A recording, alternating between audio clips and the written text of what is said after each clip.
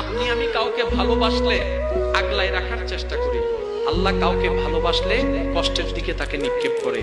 আপনি আমি কাউকে ভালোবাসলে ইজ্জত রক্ষা করার চেষ্টা করি, আল্লাহ কাউকে ভালোবাসলে তাকে বেইজ্জতির মালা গলার মধ্যে পড়ায়।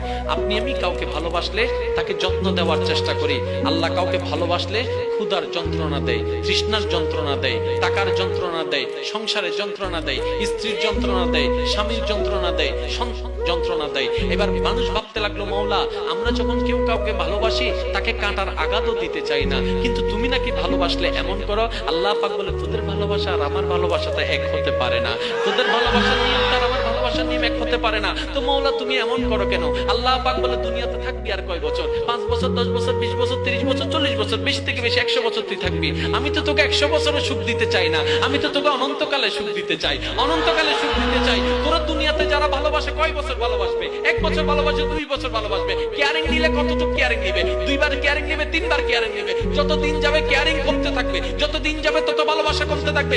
বান্দা একবার আমাকে তো ভালোবাস, মওলা তোমাকে ভালোবাসলে তো কষ্ট বেশি। আল্লাহ পাক বলে, এই কষ্টটাই তো নিয়ামত, এই কষ্টটাই তো নিয়ামত। মওলা কেমন নিয়ামত? বলে যে আমাকে তুমি যদি ভালোবাসো তাহলে মরিয়মের মতো, ঈসা আলাইহিস সালামের আম্মা মরিয়মের মতো কলঙ্কের মালা তোমার গলায় আমি পড়াই দিব, কলঙ্কের মালা গলায় পড়াই দিব। তুমি যদি আমাকে ভালোবাসো ইব্রাহিমের মতো তোমাকে আগুনের মধ্যে ফেলে দিব। তুমি যদি আমাকে ভালোবাসো আইয়ুবের মতো সারা শরীরের মধ্যে রোগ দিয়ে আমি ফালাই রাখবো। তুমি যদি আমাকে ভালোবাসো বিভিন্ন নবী রাসূলের জীবনের মতো তোকে কষ্ট দিব। আল্লাহ তোর লাভটা কি? আল্লাহ তুমি কি দেখতে চাও? কই সত্যিকার ভালোবাসো নাকি ফেক ভালোবাসো সেটা দেখতে চাই। আল্লাহ কিভাবে বুঝবা? আল্লাহ পাক বলে, যতই কষ্ট থাকবে আমার আশিকরা ধৈর্য ধরবে, যতই কষ্ট থাকবে আমার আশিকরা ধৈর্য ধরবে। একজনে এসে বলবে, ও আইয়ুব নবী আপনি কেমন নবী হয়ে গেলেন? আপনি দোয়া করলো আল্লাহ দোয়া শুনে না, কেন দোয়া শুনে না? বলে যে আপনি এরকম নবী হলে এত অসুস্থ কেন? নবীরা তো অসুস্থ থাকে না, তারা তো জানে না নবীরাই অসুস্থ থাকে, আশিকরাই অসুস্থ থাকে, আল্লাহর প্রেমিকরাই অসুস্থ থাকে, আল্লাহর প্রেমিকরাই অভাবে থাকে। আবু বকর সিদ্দিক নাই কোনো ধন,